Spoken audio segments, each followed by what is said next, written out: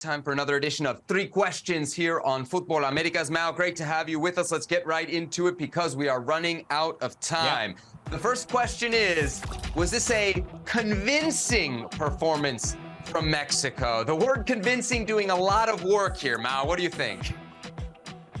Yeah, no, it was not. It was not convincing. They did what they had to do, but I was not convinced that they actually took a couple of steps forward. It was not a full-around good performance. I thought the first half was actually Costa Rica the better team. The game was played at what Costa Rica actually intended to do. Mexico was more reactive in the first 45 minutes. Now, the second half was better. During the highlight, Herc explained really well how the subs made an impact, but I just didn't think it was a well-rounded performance by the team. Now, it was better from what we saw, but there's still a lot of room to grow. Yeah, the reality here, Seb, is it wasn't convincing, but it didn't need to be.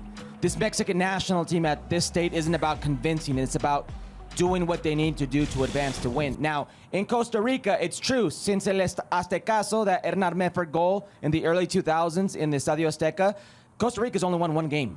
They've only won one game, and that game was the game that Mexico almost doesn't make the 2014 World Cup, if not for a Graham Susi goal versus Panama, San Susi.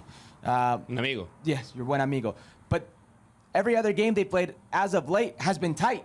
A one-goal difference, if not tie game and going into PKs. It's the first time they've won by one goal, and I don't know how long. Now, it wasn't convincing, but I repeat, it did not have to be convincing. Yeah. Convincing's too strong. Maybe we can say a little bit more comfortable than we would have thought. I think a lot of folks looked at that Costa Rica team and said, all right, Mexico doesn't usually beat this team by very many. Memo Ochoa, no saves in the second half. He did have to make the one save in the first half. I'm with you guys, though. That first half, especially considering that this is Costa Rica's B against pretty much what's left of Mexico's A, was very disconcerting. I thought Mexico would have no problems with this Costa Rica. And it's true, in that first half, Costa Rica was the more dangerous team and was pinging the ball around the Mexican midfield for a while. Do we have any sense? Go on, Herc. No, well, dangerous is very subjective because you just mentioned. I said more dangerous. They're more dangerous than Mexico. In the second half. In the second but half. that's what I'm saying. Just in general, like dangerous. If you think about it, I understand what you're saying because they got in or around. They made you feel uncomfortable for sure, and I agree with you. But I don't think Costa Rica ever proved to be dangerous. No, which has been a recurrent thing with this Mexican national team, this Jimmy Lozano version of the Mexican national team. Opposing teams don't really need to do much to create something around Mexico's area. But again, and it's not that the bar is set really high. The bar is actually set really low. So I don't know how far we are from seeing a convincing performance. Again, with the bar being so low, maybe they're close, but not at the high standards that we are supposed to hold this team. I mean, just really quickly before we move on, just think about the convincing performances this Mexican national team has had over the last 2 years. And you could maybe say Honduras. Just Honduras, right? Yeah.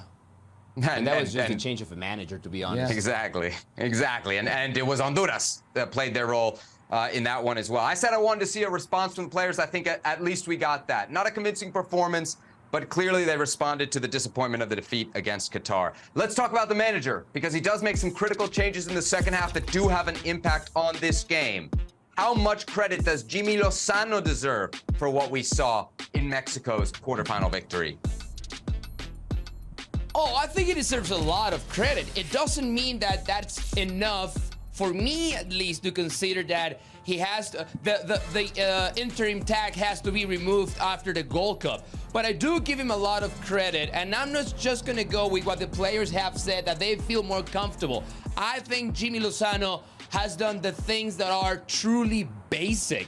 Going back to fundamentals, right? If you are like Chiquito Sanchez, a good player, and I need someone like Edson Alvarez to play center back, then you're gonna play, and you're gonna play at the same position that you play at your club in Pachuca. That wasn't always the case with Tata Martino, and especially with Diego Coca. So I will give him a lot of credit with that. And also the only reason, the second reason is that he hasn't really had that much time to work, but we've been in his press conferences and he has emphasized time and time again, listen, I'm not gonna work a lot on the field, but I'm gonna push hard, watching clips, watching video, a lot of film study, and if with that is enough to convince the players that they can perform better collectively, individually, then you gotta give him some credit. Well, I think you have to give him all the credit. And this is just, I mean, think about this for a second. These same players, this same talent of players, the same group of players perform very differently with Tata Martino and with Diego Coca. And all of a sudden, the same group of players with a different coach show a different attitude, a different approach, a different confidence to their game, and it shows. And we don't have to just see it in their play. I'm tired of hearing about it. I'm tired of hearing these players talk about it. That's all they talk about. So we could see the change in approach, and it's because of Jimmy Lozano. I'm going to say one last thing, though. This probably says more about the players than the coach. That Jimmy Lozano, still not a consolidated manager, with just so little time, we've seen a different team. Again, I think that says more about the players than the coach himself. How much of this, guys, is level of competition? Because you talk about Tata Martino, we're judging him against World Cup competition. You talk about Diego Coca, it's against a USA A team that's flying. Jimmy Lozano's successes here are against B teams in CONCACAF. B teams, guys.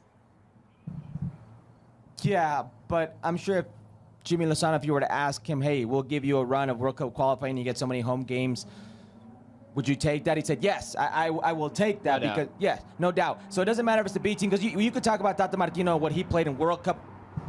I mean, if you think about it, it was just Argentina. And what Poland about and before Saudi that? Arabia. And what about before that? What about qualifiers? Yeah, so look, the level of play has something to do. At least those teams were the because A as a player, teams. you need things to go well.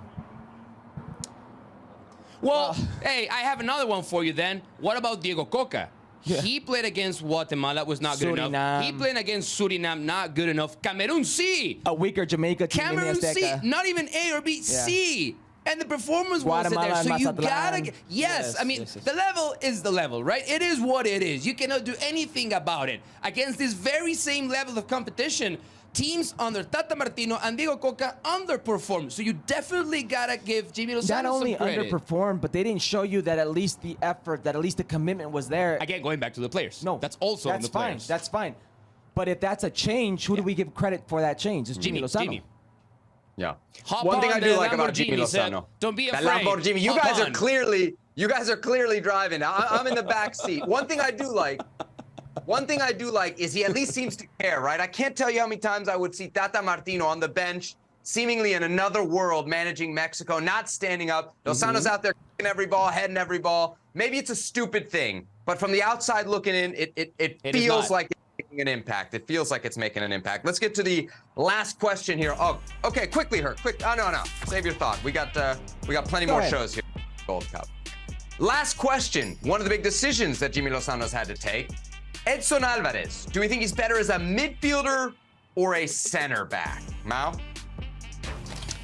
Better as a midfielder, and this is not a compliment. Here's why he's better as a midfielder, because he hasn't been any good, and he's lost some very, very incredible balls. When he plays as a center back, those mistakes turn into goals, or at least clear chances for the opposition. And we saw that game together on Saturday night. He also lost a couple of bad balls against Costa Rica, but then he had Cesar Montes. The Cesar Montes addition to this team is crucial, is paramount, and it makes Edson Alvarez a little more comfortable. I still like him more as a midfielder than as a center back. Here's the problem. I see a few things. The first thing I see is a player that is clearly let two failed transfers get he doesn't look like the same Edson Alvarez mentally, like the Edson Alvarez who took on that leadership role, who I was told was the heir to Rafa Marquez. This is a player that before had that chip on his shoulder and right now looks a little phased. Second, as a center back, I didn't mind him. Here's the reason he played center back. Recall that Cesar Montes was suspended for 3 games. He couldn't be there for the group phase. Okay, we understand that. Here's the second reason, okay? Jimmy Lozano doesn't trust him with the ball.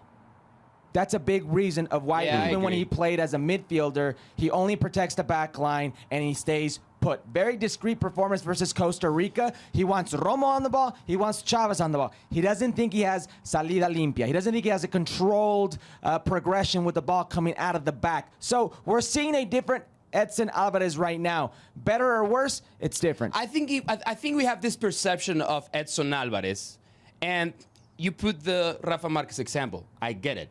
he's in a completely different class. Absolutely. There's no way to I'm talking about compare them. leadership. I understand that. But even if you go to his Ajax last season, right, they don't see him as a player that can build from the back. No. And no, they see him just like a third center back. Yeah. And when needed, he's one of the other two center backs. So that's probably the misperception that we have regarding Edson Alvarez's abilities on ball. So there was a time, guys, where I don't think you could make the case to keep Edson Alvarez out of the Mexican lineup, right? And we talked about it at the World Cup. Whatever Tata Martino was thinking tactically, he's one of your best players. You got to get him on.